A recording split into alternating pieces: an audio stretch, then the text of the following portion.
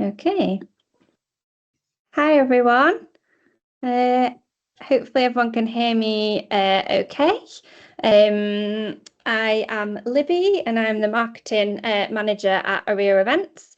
We are here in our HQ in Kendal with the SheRACES race director, Debs. Right, who's sat beside me. We are also joined this evening with a variety of guests. So we have two of our lovely SheRACES ambassadors joining us, which is Nikki Edwards, who is a physiotherapist, and Lauren Gregory, who is a PT and running coach, amongst other things. We have Holly from Her Spirit. Her Spirit have created a community app to help people get into all sorts of sports, which I will let Holly delve into later in a bit more detail. And of course, well, I'm assuming that lots of people might know Sophie Power already, but founder of SheRACES. So we'll start off the evening and I'll pass over to Sophie just to give a bit of an intro into SheRACES and also what we're trying to achieve with the SheRACES Trail Series to kick things off. I'll try and be short. So firstly, hi everyone, and welcome to the webinar. Really excited to have everyone here and to be working with their events on the SheRACES Trail Series. I guess the idea started about a year ago, thinking about how do we break down as many barriers for women entering their first kind of trail running ultra event, or how do we create this different experience? And we wanted to create an event that just removed all the barriers we possibly could and really welcomed women into the area with a beautiful course, which is fully marked, listening to all of the feedback and creating that kind of really supportive atmosphere. We hear everyone, no one likes cut-offs. So having a really kind of brilliant time out on the trails, and ARIA have a brilliant organization. We've worked them very closely on some safeguarding work and really providing that sense of security. So we're super excited to have a fun day out in the trails and thought this webinar would be a great idea for anyone to ask any kind of questions that they wanted to. There's no stupid question. I've asked so many questions in the past and I've made so many mistakes, and I'd love none of you to make any of the mistakes I've made. And so that's why we've got so many amazing people on the call to answer all of them for you. So I'm so excited to see everyone. I am on finish line duty, so I will be welcoming everyone over the line, and I cannot wait to chat to you all and celebrate. I'll hand it back to Libby. Thanks, Sophie. Before we get into the webinar in a bit more detail, actually just a bit of housekeeping. So I will ask our lovely guests lots of questions along with Debs throughout the webinar that we've kind of prepared. If you guys have any questions at all, then please drop them in the live chat function. And then towards the end of the webinar, we'll go through those questions and answer any kind of direct questions that you guys might have. We're recording the webinar, so if you need to dive off or whatever happens, or you want to share it with your friends after, think it might be useful, then we will be uploading the recording to the SheRACES website after the Trail Series website after the webinar, probably tomorrow. And I'm trying to think if there's anything else. Yeah, they're usually quite informal, can last anywhere between an hour to 90 minutes. But yeah, hopefully lots of great insights for everybody, as Sophie just mentioned. So I will stop talking and let our lovely guests introduce themselves. So Nikki, do you want to go first and tell us a bit about yourself and why you kind of wanted to be involved in the SheRACES Trail Series? Okay, so I'm Nikki Edwards. I'm a physiotherapist. I have been running probably about 4 years. I was quite late to running. It was a 40th birthday thing and a one-off marathon, which has become an addiction. Marathons have turned into ultras and trail running because I'm really spoiled. I live in the Chilterns. I have countryside on my doorstep. And I love the freedom of the trails because there's less pressure on time and pace. And you can, like when I do any road events, everyone's like, what's your time? What were your splits? When I run on a trail, everyone's like, did you get a cool medal? that there's different questions around trail running and ultra running versus road running. I mean, I love both. So I've done quite a few trail races. Most recently, I did the Ultra Trail Snowdonia, the 50k race. And I did a 50 miler in the Arc of Attrition because I want to try and run UTMB. And it's interesting what Sophie was saying about the barriers to trail running and cutoffs, because I'm a reasonably good runner per se. Like, I'm a sub 4 hour marathon runner, but in those big races like that, I am fighting those cutoffs. I am like going as fast as I possibly can, and it takes away some of the enjoyment. I mean, I'm doing it because I want to do UTMB, but that pressure takes away from the enjoyment of the day out. Whereas I've done ultras with other companies that have less time pressures. My first one, I described it as a picnic on the run. I had the best day out. I went with a group of friends and had like a lovely time. And I mean, part of the reason why I wanted to be part of the sort of SheRACES Trail Series is, like Sophie was saying, it's those barriers, because I grew up with brothers. Like, I don't see some of those things because I've had big brothers, but knowing people that I work with in my clinic and the injuries that people get and the discussions I have, is other people are terrified of the trails. They're scared of getting lost. They're scared of running alone. They're scared of running in the dark. All the catcalls that you get like out on the road, you also get those on the trails, unfortunately. Some people are scared of dogs, getting attacked by dogs on trails. And I just thought, I really loved what SheRACES was kind of like all about, trying to break down all those barriers and looking at all the things that stop people running and kind of opening it up to everybody. So when I saw that, I was like, that is brilliant. Like, that's what I want to see. I want to be able to see more women getting involved and feeling confident and taking that first step, getting out onto the trails and into those longer distances where women are so underrepresented. So yeah, I'm very passionate about getting women running. I work with runners all the time, and I'm really interested in female specific training. So I've written a book called The Female Runner's Advantage. So it looks at running in different stages of the female cycle, like, and kind of different ways your hormones impact your training and injury risk and recovery and kind of performance. So that's kind of, I guess, where I come from with my kind of knowledge on this webinar is injury prevention and rehab and so on. Yeah, thanks, Nikki. And we'll definitely link out Nikki's book in the chat towards the end. So Lauren, do you want to give us a little bit of an intro to yourself as well? Yeah, thank you. So my running sort of started back in school, doing a bit of cross country. I really hated it. I honestly, there were days I thought, this is how I'm going to die today. It's just at the back of the running group.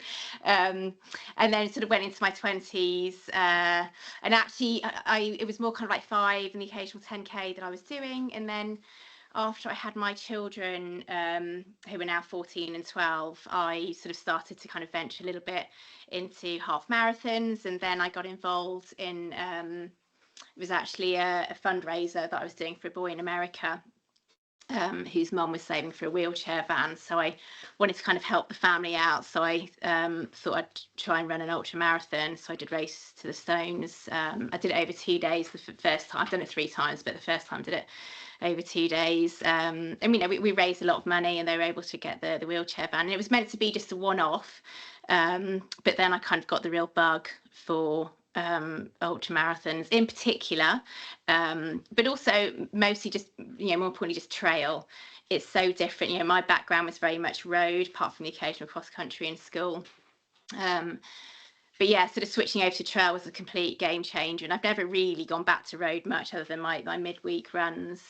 Around about the same time that I did Race the Stones, I set up a women's running group called Run Like a Girl, in Leamington Spa and Warwick, where I live. And again, that was only meant to sort of be just kind of a small group. I just thought, for me personally, after having children, as much as I love my kids, this always sounds wrong when I say this, but just having a little bit of time to myself really gave me a lot of headspace. And at the time, I really sort of felt like that helped me be a better mum. And I still stand by that now. And I wanted to kind of really give other women that platform to get what that feels like, and not necessarily just mothers, but just women in general, to create like a safe space for them, all inclusive, like a sort of non-judgmental space where they could just turn up, and just run with others and just have a bit of time to themselves. So that really took off, and that's still going strong now. I don't have as much involvement with it these days, just because my own business then started to get busy. So I've got someone else running that for me now. So I've always kind of really championed women in sport in particular. My profession is that I'm a running coach and a personal trainer, and I also do movement coaching as well. So I teach a movement system called Animal Flow, which probably most people haven't heard of. It's quite neat, but it's well worth researching if you've got it in your area. Okay. So I in particular, I specialise in strength and conditioning for runners, just because I tend to be a little bit injury prone myself. Definitely when I stay on top of my strength work and my body care and a bit of yoga, then injuries sort of stay at arm's length. But again, coaching runners, I coach all different distances, but I'd say the majority probably are ultra runners. I see so many people who just don't include that strength and conditioning in their plan, and inevitably they end up getting injured or having niggles on the approach to race day. So again, that's an area that I kind of specialise in. But yeah, that's me. Yeah, I'm sure a lot of people can relate to that. Well, that leads me on nicely to Holly, because I know you guys also kind of keen running coaches. So do you want to expand a little bit on yourself and also about Her Spirit as well? Sure. Hi everyone. It's great to be here.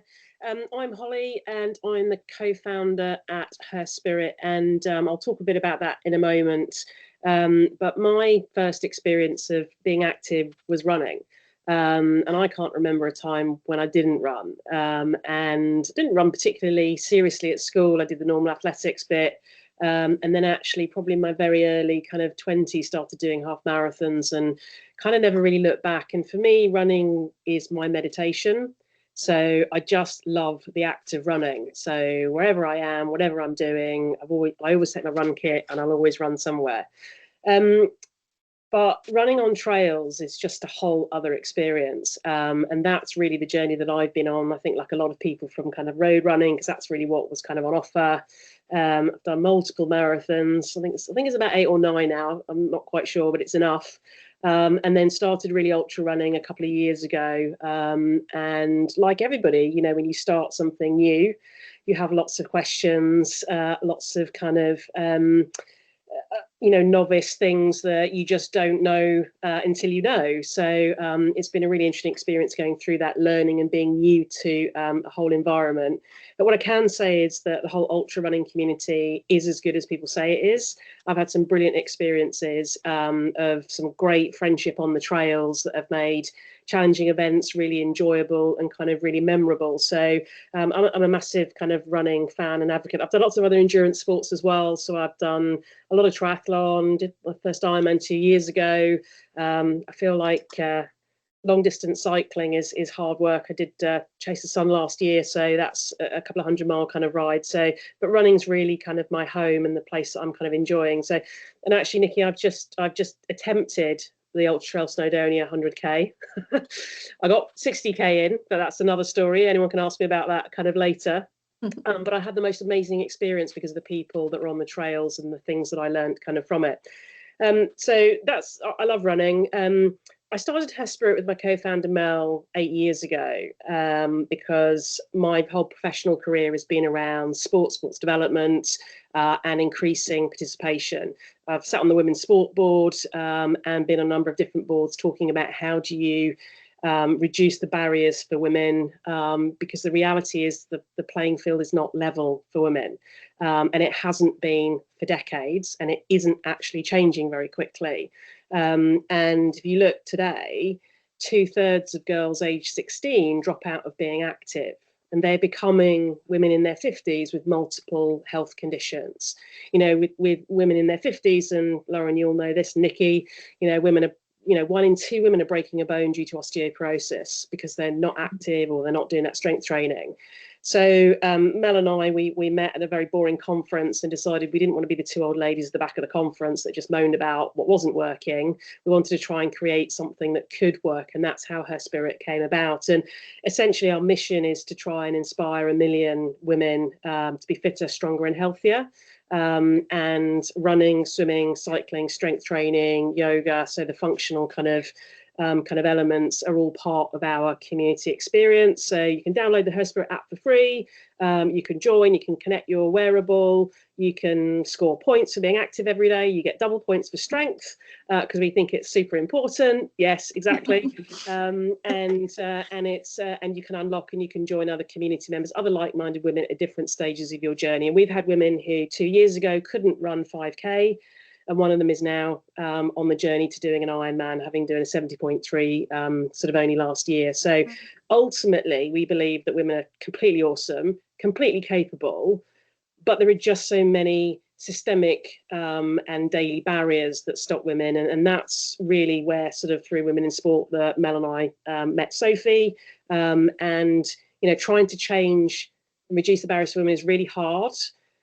You know, it's not as easy as it looks on the outside. It comes at a cost. And we wanted to really support Sophie with this event because we know from our community that women focused events, actually addressing all the barriers that women have through events makes a massive difference. So we wanted to really get behind Sophie and the team, Libby and team Aura, to really try and encourage as many women to take part. So hopefully here to try and encourage, support, inspire, cajole you all to kind of sign up if you haven't signed up already. Thanks, Holly. So I guess, well, I think a lot of people on this webinar, I don't know if people have already signed up to the race or whether you're just curious about taking part in either the SheRACES Trail Series or any kind of trail race. I guess this webinar is open for everybody. Do you have some advice, Holly, on what a kind of training program top level would look like for somebody who kind of wanted to take on the 25k, for example? Yeah, I mean, what I'll do is maybe just give some general kind of thoughts about how you can kind of take on these types of events, and it's applicable for the 25k and the 50, and I'll just kind of sort of explain. But ultimately, I think when you're looking at doing longer distance events, so more endurance kind of based events, consistency over time is probably what's going to win. So actually taking enough time to actually allow your body to train and adapt over as many weeks as possible. Obviously that's not always possible. If an event comes up and you think I'd really like to give this a go, that's not always possible, but I think being consistent with what you're doing is really important. From an ultra running point of view, I think the focus is much more for me on time. So when I coach women at all levels, actually, we focus more on time rather than pace and distance, particularly on trails. Leaving paces behind is one of the many joys. So it's a big part of the coaching kind of piece is actually starting to think about effort rather than pace. So actually, what effort am I working at? Because, you know, with trails, they're not flat. They're not, you know, sort of generally kind of good surfaces. So your pace will just naturally kind of flow up and down. And that's kind of quite normal. So thinking about the differences, I guess, if you particularly done road stuff to kind of trail. And one of the bits of advice I would have when you're doing the 25 or the 50 is just maybe start to think about how long you think it might take you to do those distances. You don't have to be exact, and you might be able to go out on a trail and do a trail that's maybe similar terrain or maybe some similar elevation and maybe run for a period and just get a sense of, you know, what your sort of pace is on that trail, but some sense of how much time you think it will take to do that event, and then start to build up to that amount of time each week. So the way that I sort of work with people is actually looking at 4-week blocks. 3 weeks of kind of training with a recovery block, but actually look at gradually increasing the total amount of kind of weekly time. I think it's a bit of a misnomer that, and in ultra kind of more ultra distances, that you have to just keep increasing the long run every week. That's very much, I'd say, a road marathon type training strategy, and it's quite a lot. I think what a lot of people do when they transfer from maybe doing a road marathon and then think, oh, I'll do my first ultra, and then maybe think that they have to run further and further distances for their long run. It really is more about training in kind of, you know, sort of blocks and actually building up. So, for example, Ultra Trail Snowdonia, my longest run was probably 4 hours, but I was doing that for 30 weeks. And I had different training blocks where I was actually building up the kind of the total amount of time. So you don't have to, and you listen to some of the, you know, the really kind of sort of top end trail runners, they're not doing 30-mile runs, you know, to kind of cover their distance, because your body's probably going to break. And so you don't have to do the distances. From a ideal training, if you're doing the 50k, I think ideally running 3 to 4 times a week, I think would be good, because part of it is just conditioning your body from that kind of impact, so the body's kind of used to it. I really would recommend at least 1 strength session. We try and program 2, but we know it's tough to fit in. But it's just trying to think about how you can do that strength training and sort of add it on to different other areas. And then also 1 to 2 yoga sessions, which I personally hate. I mean, I'm a complete yoga sinner, but I'm now very old at 48, I think. So it's an absolute necessity that I do some, I would call more yoga-based kind of stretching. So that would be, I think, ideal. Particularly depending on sort of where you're at now in your training. If you're doing the 25k, I think you can probably do, you know, 1 or 2 less kind of runs. You can probably get away with sort of fewer runs. It will depend on your current fitness level. I think if you can fit 5 runs in, then using one of those as a recovery run, I think it's kind of really, really helpful. But I think, you know, to run the 50k, you know, I've done 50ks on 4 consistent runs a week. It's the strength sessions that I absolutely believe that are probably the magic element of that. And I know Nikki and others are going to talk about that, so I won't go into that. And then just keeping the body kind of moving. So you don't have to do loads, but try and create a good structure and be consistent as you can with that structure. Depending on, we're 8 weeks out now. So sorry, Deb, did you? Sorry, can I just ask, because in a previous life, when I was trying to work full time and raise 2 children and run a household and everything that comes with that, I would have found it impossible to fit in sort of that much training. So I wonder, have you got any kind of, I don't know, not shortcuts, that's not the right word, but any kind of, these are the absolute bits not to miss? Because if someone said to me, oh, you should be doing 5 runs a week, I might be in a cold sweat. No, I mean, I was saying that's ideal. So yeah. I was working on the ideal, and I think it will depend on your fitness level where you start at. But, you know, if we're 8 weeks out for this particular event, if you think about that, then you need to have a reasonable amount of running behind you to probably cover the 50k. What I would say is that for me, for example, walking is a really big part of that. Mm-hmm. So I was going to come on to it. It's actually part of it. There's another question, so which we'll kind of pick up on that. But it's not all about running. But I think for me, you need enough running in there, probably 2 to 3 times a week. They don't have to be super long. It's about the consistency of that on a week by week basis. And that's why I say ideally 2 strengths, but I'm very realistic that it's probably going to be 1, and it could be 2 15 minutes that people do. You know, you could do 15 minutes before you actually go out and run to maybe mobilize, depending on what that kind of training is. You know, so it may be about breaking it down into chunks so you can actually fit it in and around kind of sort of other activities. Things like yoga, you know, trying to find time. Maybe if you're sitting in front of the TV, actually do it in front of the TV rather than sitting on the sofa. You know, it is challenging, right? So I'm not saying it's easy. And I think if you have a full life and kids and everything, I think it's really tough to fit it in. One of my bits of advice coming on to that question is about being realistic about the goals that you're setting for that event and not trying to create too much pressure and expectation. Because, you know, if you've you can only run twice a week, and that's just the reality, then trying to go for a top 10 place, for example, is probably very unrealistic. I know that's an extreme example, but some of it is about kind of that goal setting. So, a couple of times a week, definitely a strength session. And if you can fit some kind of flexibility in there as well, then that would be probably, the minimum to make sure you have a comfortable experience as well. I guess that's one of... Sorry, go on, Sophie. I think, well, because yes, lots of people running events, but they are designed that anyone can hike them, and that's one of the things behind no cutoffs. And for me, I mean, I spend 15 miles a week walking on my school run, and one of the best ways, and in a lot of the races I do, there's walking as well. Even kind of the 24-hour races, you might want to walk while you're having your snacks. And the best thing I do is walk as fast as I can when I can. And that's great training, just walking a little bit faster, putting your rucksack on, looking at all the different ways that you're moving in your day-to-day without adding extra time in.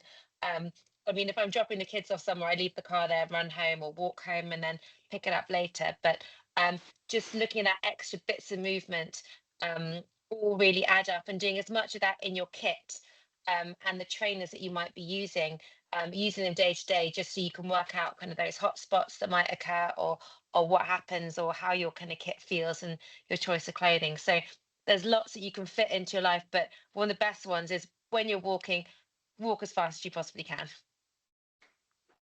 Yeah. Do you have anything else to add to that, Lauren, from a kind of running or hiking perspective? I think body care is really important to add it, just to add in another thing to the week. So yeah, I mean, I'm a single mum with 2 kids, and since being single mum, I found training really hard to fit in. I've had to sort of be quite creative with it. So yeah, absolutely 100%. I would agree that walking or hiking it should be, part of your training. If you are, if you sort of foresee yourself having to walk in your race, definitely factor that in. In terms of strength, this is an area that I really struggle to get my runners to fit in. I'll try to prescribe 2 a week, like 2 half-hour sessions, but realistically, one of those will get done, sometimes none at all, because as runners we tend to prioritize running, and that is right. But if we want to sort of run and enjoy the race and not have it be a suffer fest, then we sort of do need to sort of try and make time somewhere, one way or another, for the other parts of our training plan. So one of the things that I actually get some of my runners to do, I mean, they really are sort of rushed off their feet, just simple things like, while you're brushing your teeth, do your calf raises then. And I know that sounds ridiculous, but you're stood there just staring at the wall otherwise, so you might as well put a bit of strength training in. I don't have kids and I actually do that. So yeah, there you go. Yes. I do calf stretching while I was brushing my teeth, because I have particular issues with my calf, so I fit in a bit of extra stretching during brushing my teeth. Yeah. And there was one time in my life, I'm ashamed to say I'm a bit lazy, I haven't do it now, but when I'm sort of doing the laundry, like folding the laundry, I literally lunge forward to grab something and then fold it, put it, lunge, go for the next one. So you sort of clutch at straws a little bit, but if that's what it needs to be, then that's what it needs to be.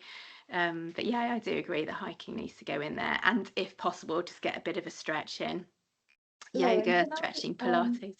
Can I ask you, just conscious you've used strength quite a lot, can you just talk through what would you expect a 15-minute strength workout, what would you be putting into that? Like, what do you expect them to actually do?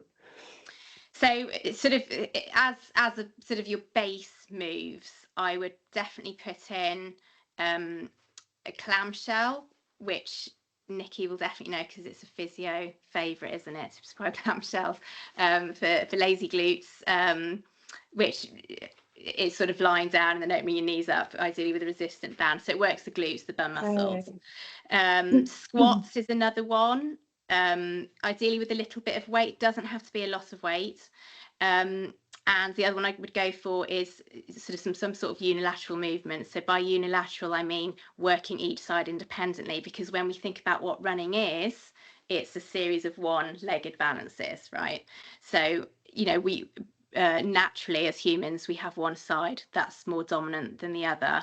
So things like a squat, for example, where you're using both your legs at the same time, there's a good chance that your stronger side will be doing a little bit more work than the other side. Whereas if you were to do a lunge, for example, your weaker side will have to do the work, and therefore it'll start to get stronger. So, you know, for my clients who really don't have much time at all, I just say to them, if you can just do 10 clamshells on each side, 10 lunges and 10 squats, that will do, and that's 5 minutes.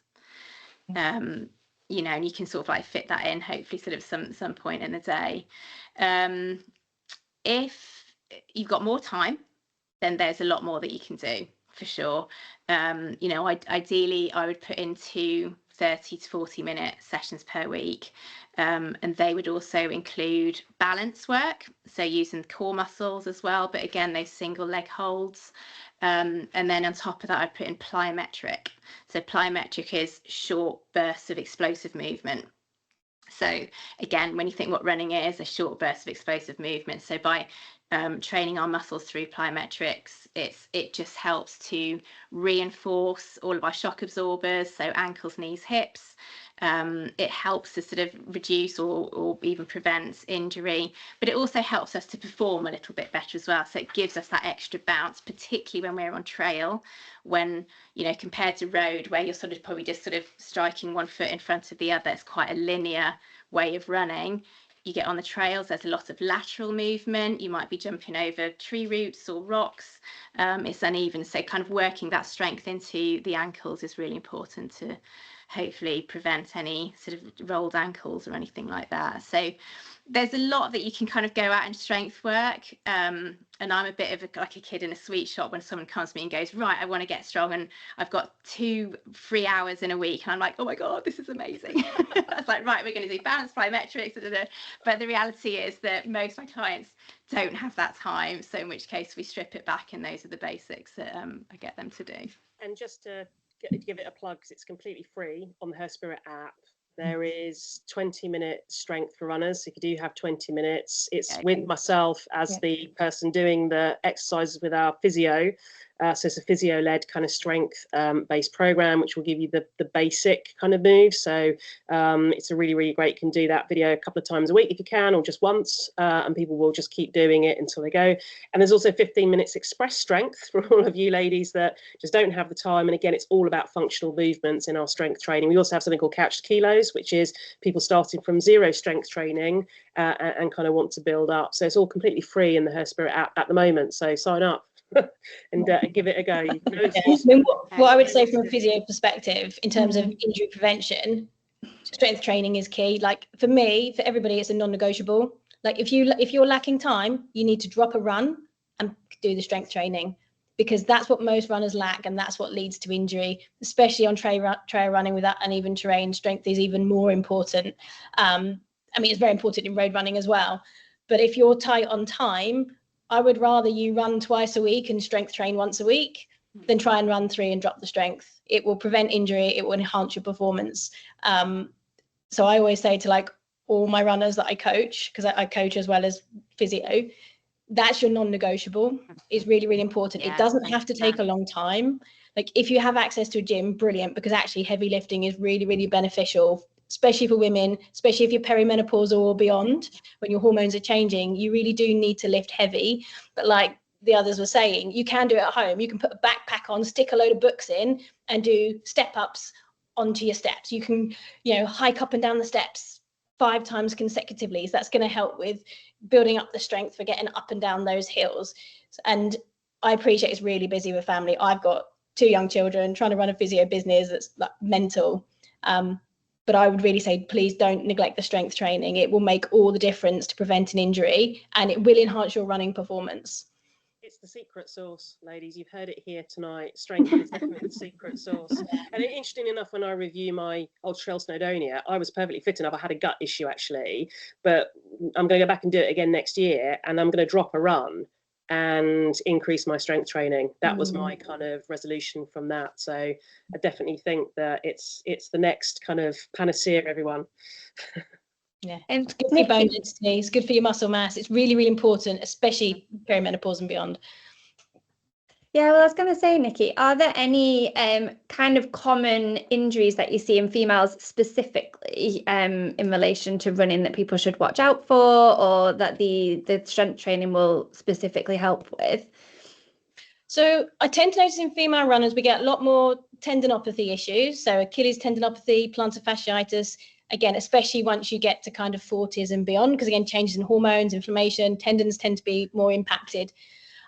So that is a really, really common thing that I see, and also lots of knee injuries in women, because our biomechanics are slightly different.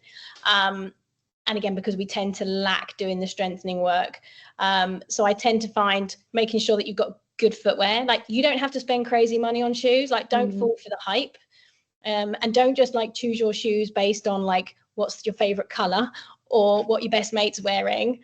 Try lots of different shoes, and if your shoes don't feel comfortable straight away, they're the wrong shoe, because good footwear makes all the difference.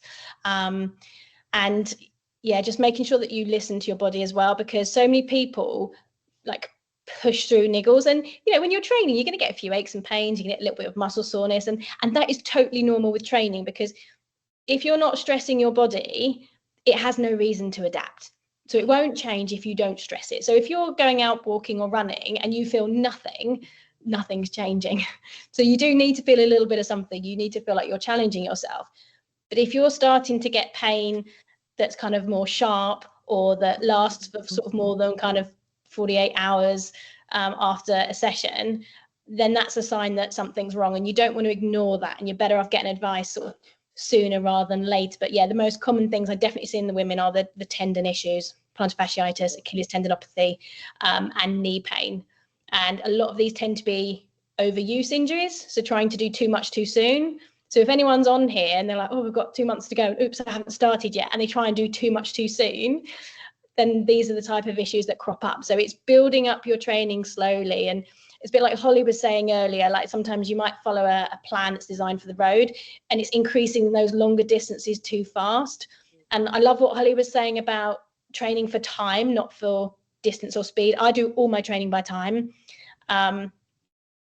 For like the distances that we're looking at for this race, races up to like 50k, I personally wouldn't recommend anyone really goes over 3 hours, whether that's walking, running, combination of walk, running, because the risk versus reward over 3 hours isn't worth it for what we're doing. You know, for what we're trying to get women into sport. You know, the elite runners can do that because they've been training for years and their body have adapted and they've built up to that. But for most of us amateur runners that are just going out there to have fun, I wouldn't go over 3 hours, because the risk of injury far outweighs any reward that you're going to get. But you can get time on feet. So, for example, when I'm training for like the big races, I might do like a long run on a Saturday. I know I'm going to be sore on a Sunday, but I've got small kids, and I might end up at Legoland for the day. So I'm on my feet, but I'm walking around, but I haven't got that impact. It's just that kind of gentle, active movement.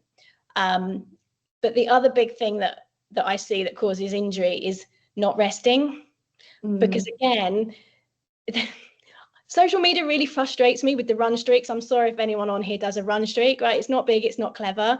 The elites have rest days because rest is important. Like, your tissues need time to heal. And the things we often lack as women, because we're doing so much, is we don't rest enough, we don't sleep enough. Sleep is when the recovery happens. And we're not keeping an eye on our diet. And all those things are like so important.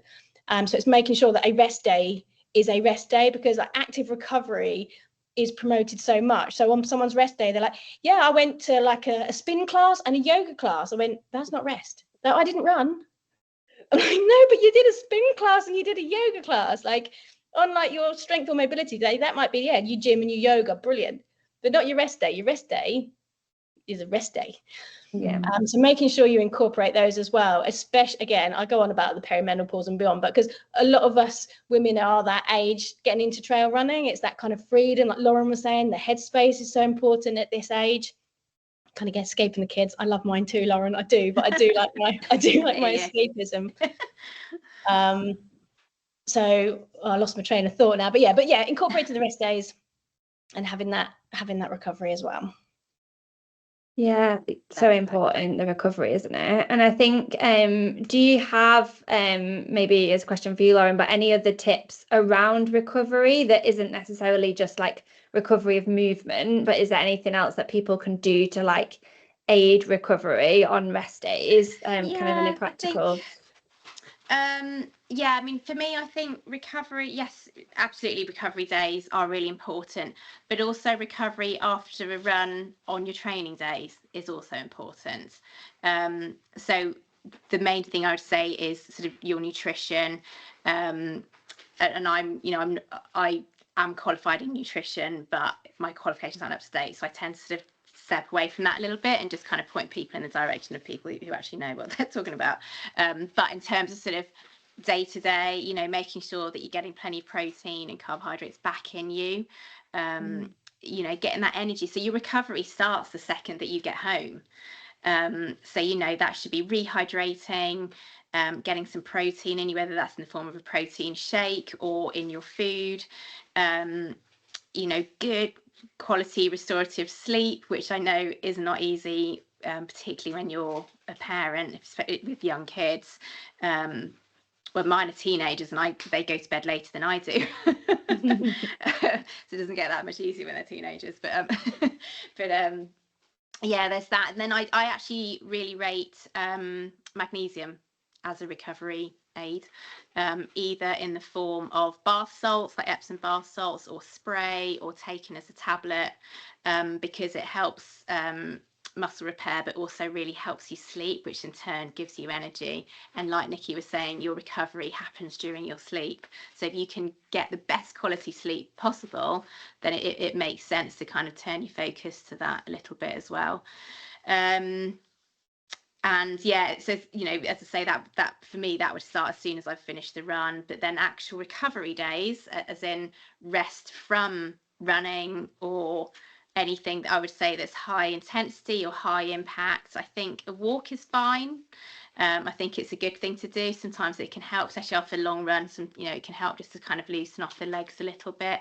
I think a good stretch mobility session, just sort of, you know, moving the joints, just kind of loosening them up a little bit, maybe doing like a yoga stretch, or the dreaded foam roller is a really good thing to get out on recovery day. I think anyone who owns a foam roller, like me, it just sits on the side staring at me, asking me to use it more than I do.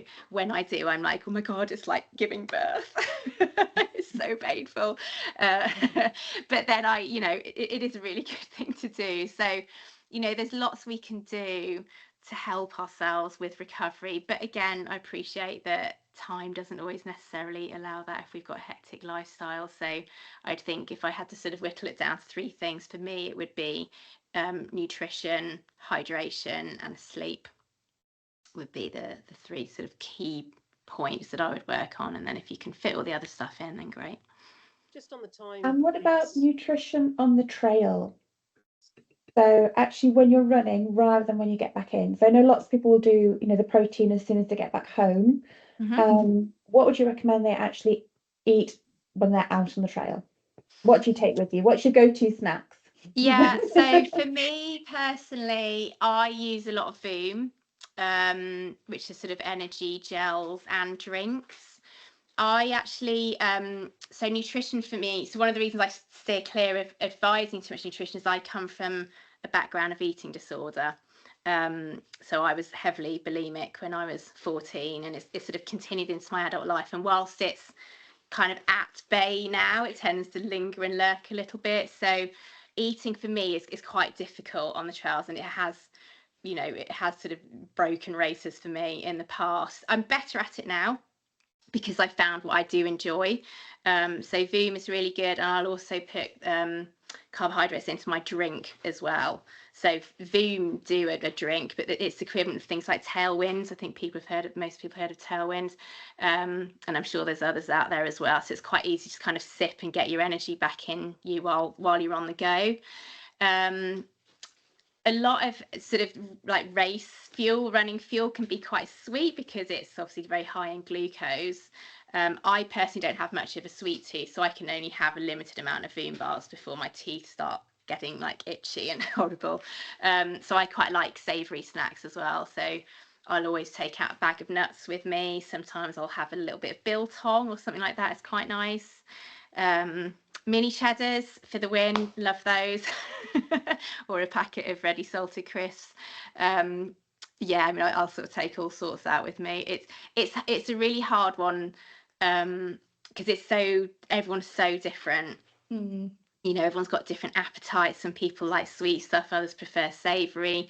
Some people just can't eat. Like I part of my issue is I've really struggled to eat on the go. I have to really slow down to eat, which is fine. But even then, it takes me ages, and I have to chew like a million times before I can swallow it. And then, so it's very difficult there's no one size fits all with nutrition, but there is a world out there of all sorts of gels and bars and drinks. I would suggest that you just kind of play around with what what suits your palate. I wouldn't necessarily be tempted to spend lots of money on it, because some people will just take jelly babies and that works for them, and that's great. Homemade flapjacks, that sort of thing. So it's I would sort of suggest just sort of playing around on your training runs with what sort of thing you like. It may be that you like sweet stuff in the beginning, but then as you get further into your run, you might start to feel like you want a bit of something salty. So I take a variety of packs out. You do need to train your gut, because digestion slows down, so you need to start practicing that now, even on a short run. If you think I'm only going out for an hour or an hour and a half, still try eating something to train your gut to process food on the run, because your body is diverting blood flow to heart, lungs and muscles, less through the digestive system. The digestive tract slows down, and I think, as probably like Holly and Sophie can agree with me, what you like on one run you might not like on the next run. I couldn't eat Marmite cheese sandwiches worked to treat once, they did not work the next race. I couldn't eat especially if it gets hot. I couldn't eat any of the nutrition that I'd trained on Ultra Trail Snowdonia. It just didn't work for me that particular day. And I think part of that training your gut is important, but actually the variety of food. So I think one of the things is you can create like target foods. So if you think about, you can try lots of different types of foods and work out what you think your bullseye food is. So the food that you hope will always be the food that, I know, Sophie, your jam sandwiches are your kind of like go-to. That would probably be like your target food. So you can probably know over time that's the one thing that's probably not going to let you down, and then you have outer food that you go, if I can't eat that, I know I can still work with this food on the next ring. So I think the longer the event, the more food becomes a really important factor. I think for the 25k, for example, I think you'll probably be absolutely fine, probably with the feed stations and maybe a couple of gels and a few others to keep you going, depending on kind of what you're used to. But probably more for the 50k, having some practice now, you've got plenty of time to practice and work out what foods you can have, and a variety of different foods, as you say. I've got a really great sweet tooth, but I definitely like a mix of sweet and savoury. I quite like a nice sandwich, cheese and pickle sandwich, actually. I love a sandwich on a run. Oh no, I was gonna say, as I said, I am jam sandwich queen with the crusts cut off, and I think I think nutrition doesn't have to be expensive, and the marketing on all these gels and everything is just thrown in our face. And everything what I use, yes, on the long races at the champs, I'll use kind of the high end gels, but when I'm running, it's Haribo jelly babies, and it's jam sandwiches and bananas. And I think the great red thing about the trial series, there's going to be a massive mix of food at the checkpoints and the aid stations, and this is all going to be kind of provided information, so you know what's going to be there when you get there. Look at it, try it all out in practice, and then have a few kind of things in your pack that if it's not going to be at the aid station, that you can have. And if you don't feel like you can eat at some point in the race, bring a little bag, a sandwich bag along with you. And if you can put it in from the aid station, if you're not feeling great, when you feel better, especially when you're walking up a hill, is when I like to look at the course profile, see where the aid stations are. If there's a downhill after it, I might not be wanting to stuff my face at that aid station, so I put something in a bag, and then when I'm hiking up the next hill, that's when I'll try and get the food in during the walking breaks, because it's easier to get it down. But practicing, and if it all goes wrong, for me it's carbohydrates in the drink, and it's Coke and Red Bull, and kind of a couple of sachets of kind of drink mix that can go in. We're all so different, but you keep trying different things, then something will go down. But if you can't get food down, you'll slow down. So focusing on that, especially if it gets hot, going slower, keeping cool so you can keep the food down, you'll end up being a bit quicker in the end. Yeah, my classic saying is low mood, eat food. Like Yeah. if you're getting tired and grumpy and feel like you can't cope, it's probably because you're hungry and you don't know it. And even just something tiny, like literally like a square of chocolate or a couple of crisps or some nuts, and it's having that variety, like the others are saying, between sweet and savory. And yeah, you don't, like you say, Sophie said, you don't have to go expensive. Like I'm similar to Sophie. Like if I'm in a race, I'll use some of the expensive gels that I have practiced with in other races, but day to day I wouldn't use that in training. I like real food. Bananas are phenomenal. Gummy bears, amazing. Percy pigs for the win. But definitely chocolate, ready salted crisp, because if you're having ready salted crisp, you're getting your salt in, like, because we're in August, like it could potentially be really, really hot. And Ultra Trail Snowdonia was hot, and so many people suffered in that race because of the heat.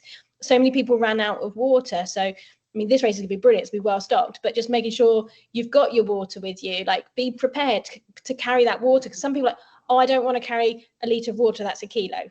Come on, we're going for participation, inclusion here. Carry the water, look after yourself.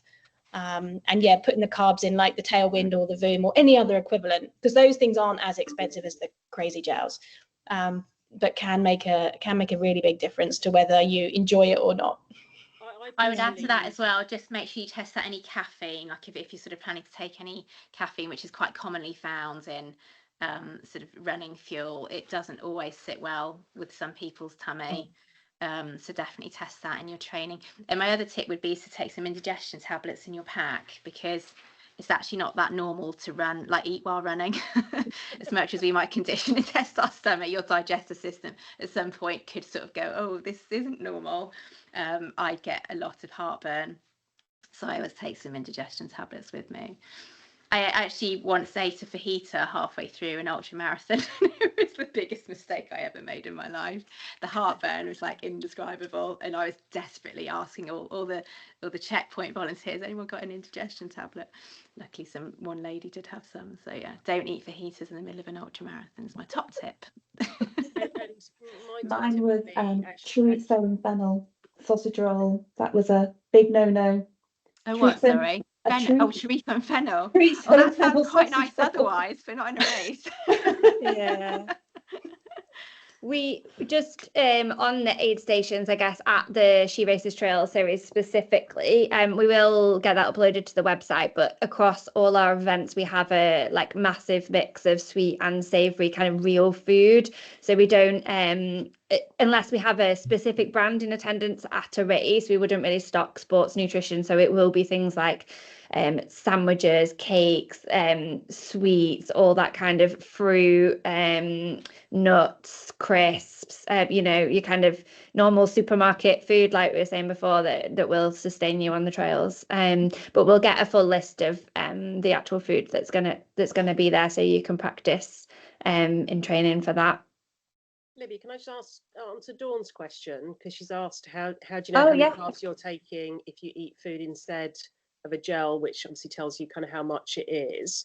Yeah, of course. So I would just really recommend, if you take the approach of practicing with different foods leading up to your event, you can just look it up online and just find out, what's the carbs for a medium-sized banana. You'll pretty much find everything there. You'll find small bananas, medium ones, large ones, and it will tell you roughly how many carbs are in those. If you look at the back of crisp packets, for example, it will actually tell you how many carbohydrates are in there.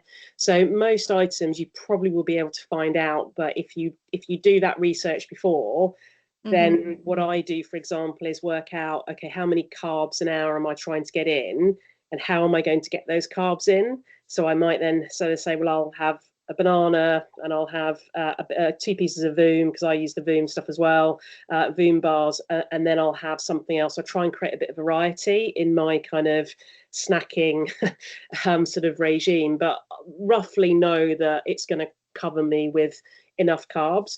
But I think Nikki's point there about mood and energy and how you're feeling, I think it's tuning into those things as well, so you can just top it up. Because it's really hard, because my experience, if you do it exactly, you'll end up with way too much food probably actually to try and carry, and it just won't actually be very realistic. So I think it's just about trying to get a set of foods that you kind of know sustains you, and that can sustain you from kind of feed station to feed station, and then you can work out what's at feed stations and then kind of top up. So a little bit of work, actually. I know it sounds really geeky, but I do love a spreadsheet when it comes to looking at checkpoints, distances, time. You know, how long is it going to take me to get from place to place? How much hydration do I need? How many, hydration kind of sachets do I need to take so I can top that up sort of along the way? So a little bit of work on hydration and nutrition up front will just take the stress out and just give you plenty of options, so you can try and fuel as well as possible on the trail. And I'd say start eating early as well. You know, you get all the stuff online going, oh, you know, you store enough carbs for like 90 minutes. Don't start eating at 90 minutes. You need time to process it. Like start eating at 30 minutes. I actually set an alert on my watch because you'll think you will remember. Okay, but when you're out there on the trails, the time just disappears. So most watches, like even like the simple ones, you can set a little alarm or set a little alarm on your phone for every 30 minutes that just says eat. Because don't eat to hunger, because that's not going to work. So every 30 minutes, even if you're not hungry, just have a little bit of something that you can tolerate and just keep that going consistently throughout the race. A little and often is much better than going, oh, it's the hour, I need to get my 60 grams in, because that won't be working quite so well. Yeah. So I guess if anyone does have any specific questions that they don't feel like we've covered, then please do feel free to drop them in the chat, and we'll definitely visit them shortly. I guess it'd be good. So as a bit of a like kind of quick fire questions, but what's one thing that you wish you'd known before your first trail race? So Nikki, I'll ask you first. Oh my gosh. There's lots of walking. Okay. Literally, my first trail race, we came out, everyone was running, and we got to the first slope and everybody walked. Okay, apart from like the crazy fast people, everybody walked. And I'm like, oh, is this how we do it? Because going from road running to trail running, that was the most bizarre thing. And everyone said to me, walk the hills. And at the beginning, you think, I'm full of energy, I could jog up this one, but save yourself. Power hike the hills. And that's totally normal. That was the most bizarre thing I thought on my first ever race. And when I got to the aid station, and there's like, I made a sandwich. This is bizarre. Like coming from road running, like, I mean, there were people making them, but there was lots of us when I just wanted to get a move. And they're like, yeah, there's a knife, there's the bread. And I literally took videos of the aid station because I was so impressed. I like, how cool was this picnic? Yeah. What about you, Debs? Oh, I think believe in yourself and just have fun. I didn't start ultra running until I was sort of late 40s. And I'd love to go back to my 30-year-old self and just say, you can do it. Just get involved and just get on with it. And not worry about the time pressure at all. Just go out and enjoy time on the trails with good friends, and enjoy being out. For me, there's so much enjoyment about just being out. But then the only other thing I had to do was learn to look after my feet. So if your feet are niggling, stop and sort your feet. If that means you need to put a bit of tape on or do something with your feet, just sort your feet, moisturize your feet, get rid of all those calluses, get rid of all that hard skin. Accept that you're going to be painting skin when you go to the next wedding rather than toenails, and but just learn to look after your feet. Yeah, we've all been there. What's I guess, Lauren, what's your go-to mantra when you're on the trails if you're having like a tough time? Yeah, so my mantra is strength, courage, spirit, you've got this. And I actually have it on a bracelet that I wear when I'm in a race. That's my mantra. Other kind of sort of ways to kind of deal with any sort of mental demons is I'll either, the first thing I guess is that when you still on the start line, don't think about the entire distance you've got ahead of you. So there's a saying that says, if you've got to eat an elephant, do it in bite-sized chunks.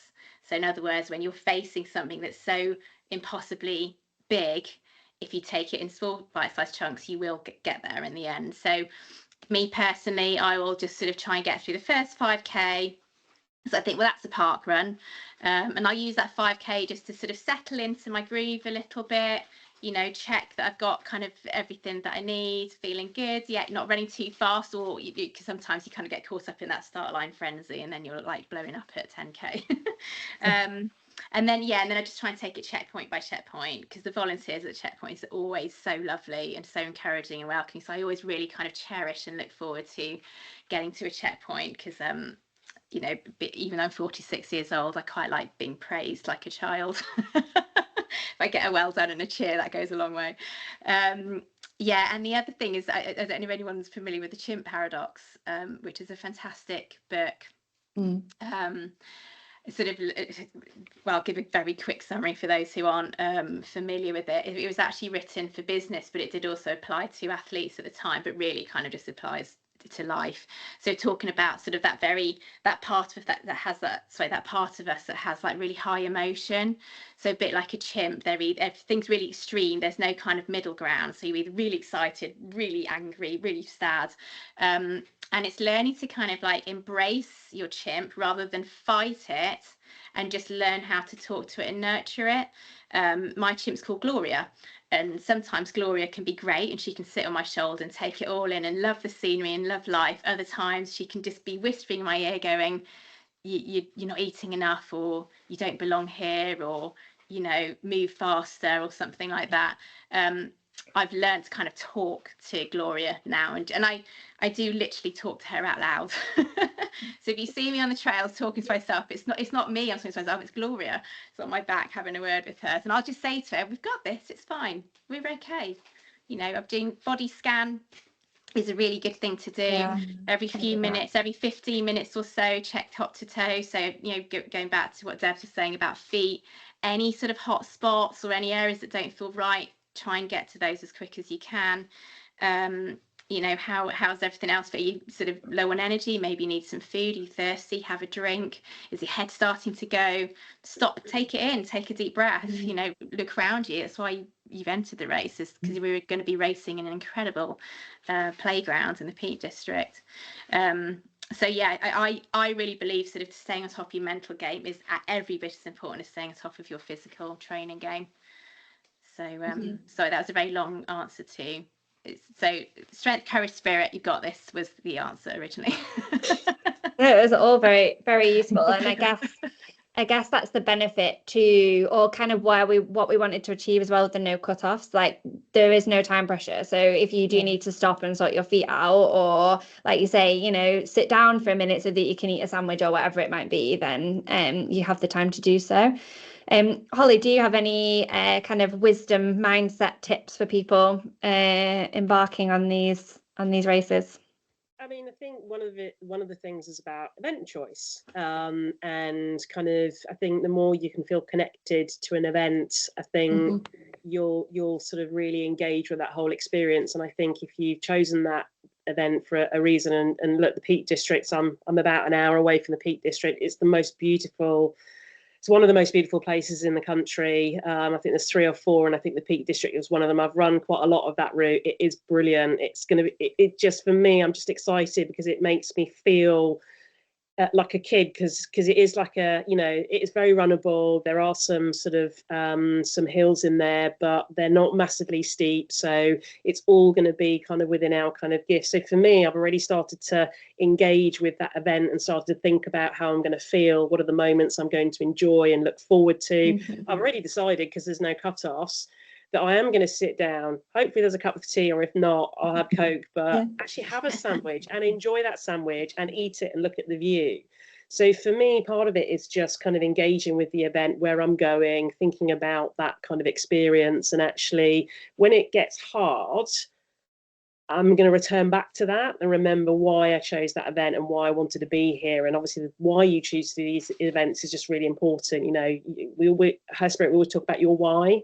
You know, what's the reason that you've chosen to sign up for an ultra event, and really think about that before. So think about that now, really kind of try and work out why you've actually signed up for it, because that's the kind of thing that will sustain you. So for me, I do these types of events because I'm entirely curious about how far I can push myself.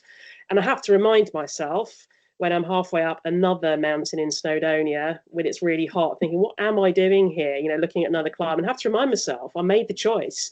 I wanted to challenge myself. And when I say that, it makes me laugh inside. And I think that's probably me and my chimp having a chit chat. I've got a visual image of my chimp. My chimp sits on a little wall. The chimp's a bit naughty, like grins at me, and the little legs are kind of like doing that. And I can just know it's like I can just tell when my chimp's getting a little bit naughty, and then it's that kind of conversation. So Chimp Paradox is a brilliant book actually to understand your mind. I think it's a really great way quite a simple way actually to really understand how your mind works. So yeah, and the other thing is, I did an event in the Lake District. It was a 26-mile run, and I remember starting off, and it was a really quick start. I was really out of breath to begin with. I could feel that anxiety starting to raise because everybody was going like hell for leather. And we got to the first hill, and like, people started trying to run up this hill, and I was like, do you know what? I said to myself I was going to walk up the hills and run the runnable bits. So in that moment, I had to stop and have a chat with my ego and say, actually, my ego is making me want to keep up with people, but this is not my plan. I don't think I can run these hills. So actually, it was an interesting chat with my ego, and I chatted to a few guys about it, actually, who I then passed about 3 hours later. It was quite interesting, and they laughed because they realised what had happened, and I just decided not to run it, and they did. And I think just getting comfortable with your ego, and whether it's your chimp or your ego, whatever it is, there is making a peace with how you're going to choose to do that event and not being drawn by others. Don't compare yourself to other people in training. Don't compare yourself to others on the trail. You know, they might be smashing it, but you might find that they don't make it to the end. So just because they're looking really good now and you're feeling, oh God, you know, I'm not looking as good or I'm not running as well, it might be that they'll be having that experience further down the trail. So I think that's one of the magic bits about ultra running, is that it just feels like there's a whole other set of rules. With Ultra Trail Snowdonia, it's a really hard event. The best bit for me, there were so few egos on that course. Everybody was just really enjoying the experience with each other. It was hard, and that was the kind of the joy of it. So I think, you know, it's your own ego probably that will kind of, you'll need to kind of learn to manage, but that would be my best advice. Yeah. Think about the event that you choose, and then make a peace with your ego and stick to the plan that you kind of set yourself, and don't worry about what anyone else is doing. Yeah. I think one of the things with the course is it's really varied. So the course changes, and you go through quite sort of specific sections, particularly on the 50k. So you're obviously starting out of Haversidge, and then you've got the edges that you're running along the edges. It's a little bit of a climb up onto the edges, but from the top of the edges, it's a lovely flat running trail. You get spectacular views, as long as it's, you know, one of those days that allows it. But beautiful views over the trail. It then drops you down, and then the course changes for the first sort of dramatic time, and then you're in the grounds of Chatsworth. And I was running through Chatsworth, looking at this enormous house, running through the gardens, and just thinking, this used to be somebody's home. Somebody used to just live here and own this. But then you get through Chatsworth, you drop down near to Bakewell, and then again it changes again. So then you've got the Munsell Trail, which is an old railway line. That I found to be the hardest bit. It's flat, it's wide, it's completely runnable, and I wanted to walk. So I ended up playing little games with myself on that section. So I would say to myself, there are a couple of tunnels as you go through it towards the end. So I'd sort of say, okay, you're going to run through this tunnel, and then you can walk until you get to the next tunnel, or I'd do it the opposite way round, and there are 3 tunnels, I think, towards the end of that. So I was sort of playing little games with myself down there. Once you get off the trail, off the Munsell Trail, you've then got a section which goes through sort of fields and old drovers' tracks, and then that drops you into this beautiful valley. And I was wandering around at the bottom of this valley. It's actually been quite wet recently, so there's lots of water when I did it, rolling through the centre. And I was looking at the 2 sides of this valley, and I'm thinking, right, which way am I going to have to climb out? And it just winds you through, and then you just pop out the other side, and there's no huge climb to get out. And that to me was a real win. I was, you know, very happy to kind of hit the road and not have to climb out that valley. And then the final section really is up on open moorland, and you've got lots of a real sense of openness as you go around Abney Moor and then Shatton Moor. So again, heathery moorland, really very different to how the rest of the event has been. And then the final couple of K is along the riverside, back into Hathersage.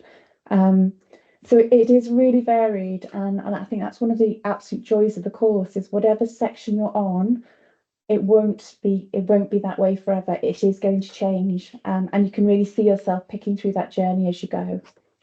So enjoy the course. It's beautiful. Do you have any other, talking about the SheRACES Trail Series specifically, Debs, any other kind of key highlights, I guess, that make it accessible and different than kind of other races? Obviously, we spoke about the cut-offs.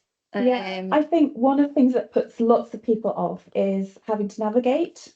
Yeah, that's true. And lots of ultra races, you do need to sort of follow a line on your watch or know the course.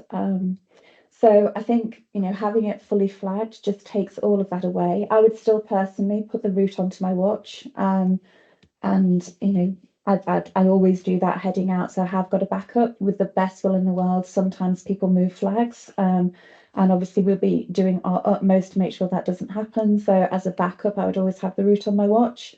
But the no cut-offs, having it flagged, and just having you know, everyone who's involved in it, as far as we can make it on the front facing side, everyone will be a woman, and it's just about being out there and enjoying time together. And sometimes it's just nice to have a slightly less testosterone environment to run in. So I think that unique experience of just, you know, people are out to enjoy it. They're out to, you know, some people will be out to race, and absolutely, and I'm never front of the pack. I'm always sort of 2/3 at the back of the pack. And I'm comfortable there, and I will run my own race there. And I think that the freedom to be able to do that is great. Okay, I'm gonna answer. I just realised we're kind of drawing to the end of our time this evening. So I've just noticed Jasmine has sent a question in, said what differences are there between the 25k and 50k route? Okay. I was going to say, Debs, sorry, this is another one for you, given that you've had so much time out on the course. So the 25k route, they start off the same way. So they both go out of Hathersage the same way. The 25k goes along, and it does the first of one of the edges, so it does Froggatt, and then it drops down. So the 25k is almost in a figure of 8 is probably the best way to think about it. So you go up onto the first edge, you drop back down, and then you have a run back along the river, and it almost takes you exactly back to the event centre. And I think actually getting back to the event centre and then having to head out again, that probably on the 25k will be the hardest 2k of the whole route, because, you know, home is just there. But then it sends you, and you then go up on obviously a different way to the 50k, but it sends you up onto the same open moorland, and then you meet the 50k as it comes back in. So the start and finish of both events is identical. And the 25k, it does Froggatt, it drops back down, takes you back into the event centre, and that's probably about a 15k, 16k difference. And then you go out onto the moorland for the last 9k or so, and get the same kind of open moorland experience. Yeah, like you say, the terrain's so varied in the Peak District. Okay, I mean, I don't know if anyone else has any final questions. If not, Sophie, do you have anything that you want to kind of wrap up with, or anything that you want to say before we kind of finish the evening, or while people send in any kind of final questions for the guests? No, I think we always, as women, we always kind of, in our research as well, we always think we can't do things and we need longer to train for things. And kind of, we've got kind of 8 weeks to the race. And I think if you can go for a 2-hour dog walk, then you can definitely complete the 25k. And I've been on kind of ultras, other kind of 50ks where, you know, women do kind of a couple of hours walking kind of a few times a week. And if you can get your head down, you can keep walking all day, taking breaks, and you can finish that 50k. And that's what an ultra is. And I think kind of we have it in our minds that it's harder than a marathon, and it's an awful lot easier because we have so much more time to do it. If you're determined and you look after yourself, I think anyone that can go for a 2-hour walk can definitely kind of take part in that 50k in 8 weeks time. And there's such a brilliant group of people en route. I'll be waiting at the end cheering very loudly. I'll have lost my voice probably a couple of hours in. But I think it's just about kind of biting bullet and getting friends involved. And the best thing, you're signed up, get some friends involved, do it as a group. It'll be just a really brilliant day out. So it's always more fun to be together. But any questions at any point, kind of send the team, leaving the team a message, Debs and the team a message. They want to kind of make sure that we remove all kind of worries before the start line, because there's no silly questions. And yeah, I'm really excited. I've never really raced around this route before in the Peak District. I think there's a spine go through there. I think I might give them through. I didn't remember much about spine. So I am also excited to see it. None of it's on the Pennine Way, Sophie, so unless you were lost on the spine, no, you've not covered it. Amazing. I don't have the best memories of the summer spine, so I'm really excited to see it as well. Good. Someone else has just pointed out as well that it's Global Running Day today, so it's definitely a nice way to celebrate. There was one final question about other events like this, so I guess I can answer that one, in that our hope with this kind of Peak District race is that next year that it's super successful, everyone has a great time, and then next year we can roll it out into kind of multiple races, and we just can offer the chance for more people to be involved from different locations, different backgrounds and things like that. So kind of sorry that you can't make this one, but watch this space, and hopefully we'll have more set up soon. So thank you, everyone. It's always a bit of a blunt finish to the webinars because we kind of just click exit and then that's it. But like I said, the recording will be live tomorrow. And yeah, like Sophie said, just to reiterate, if you have any questions, then please send them in. Our email address I will pop in this chat, but it's just hello@SheRACESTrailSeries.com. Send us any messages. And yeah, we will obviously get back to you. Holly, you have your hand up. I know, I'm being very polite, aren't I? It was just to say that in the Her Spirit app, which is free to sort of join, there is a SheRACES group in there for women who signed up for the event or interested in the event, not sure yet if they want to do the event. So that's a group where you can just ask any question you like. So if you want support and you think you want to sign up, but you just want to see who else is going to be going, or you just want to ask 1,000,001 questions from what kit to take, what shoes shall I use, I've tried this nutrition, any other ideas, anything like that, then please do join the group, because there'll be plenty of other women in there probably asking the same question, and we'll make sure that we can answer all of your questions or support you on that journey through to the race, which will be exciting. Yeah. Thanks, Holly. If anyone's worried about going on their own, I've been to races on my own. I thought, I'm going to have no one to talk to. I'm going to be stood there like a plum all by myself. The trail running community is so supportive, and this race especially will be like that. So if you're on your own and thinking, I don't know anybody, I don't want to sign up, I promise you won't be alone. Like, everyone will be super friendly. Like, you can always come and talk to me. I'll talk to anybody. And you're not on your own. So please don't let being alone stop you from signing up, because we'll all take good care of you. There'll always be someone to talk to. I've made some really great friends on races, just because you're running at a certain pace with someone, like, oh, what made you join here? Where are you from? And because trail running is that slower conversational type pace, you meet people and you have a chat. It's so good. So don't let being a solo runner put you off joining, because you'll be in great company. Definitely, yeah. I'm alone, so come and say hi if you're if you see me stood there on my own. I'll be on my own. We'll be together. There's loads of people saying on the chat that they're running on their own, so there you go. It's going to be a complete kind of friend fest, won't it, by the end of it? Maybe we can have a little meet point for all the solo runners that we can all meet before the race. Lone runners meet here. We can do a Her Spirit meet point. So if people genuinely want to just come to a meet point, then we can just do a meet point that is just a place that if you want to meet others or try and meet up with others that you've kind of chatted to or seen on social, then we can just do something like that just to make it easy. Yeah, that's a nice idea. I'll chat to you about that, Yeah. Holly. Yeah. My co-founder is going to be running it. She's never done an ultra and she had a hip replacement 18 months ago. So this is her big challenge. She'll want lots of friends to chat to on the trail. Mel is very chatty as well. And again, that's the Lots of nice fun. thing as well about not having the cut-offs is it's a lovely way to try and get into trail running without that fear of the cut-offs, because I got diagnosed with MS a couple of months ago. So like last year, I went from running an ultra to 2 weeks later not being able to walk to the end of my road and thought, oh my God, I'm never going to run ever again. So for those of you that have possibly limitations, either old injuries or medical conditions that you think slow you down and prevent you from doing things, this is the race to sign up to. Like, this is where you will be welcomed. And like Sophie was saying, you can just hike the whole thing. So do sign up and do come along. Definitely. And that's why Mel signed up, because she would never have signed up to do an ultra event. It was only because of, it's your fault, Sophie and Libby, that you've made it possible. Well done.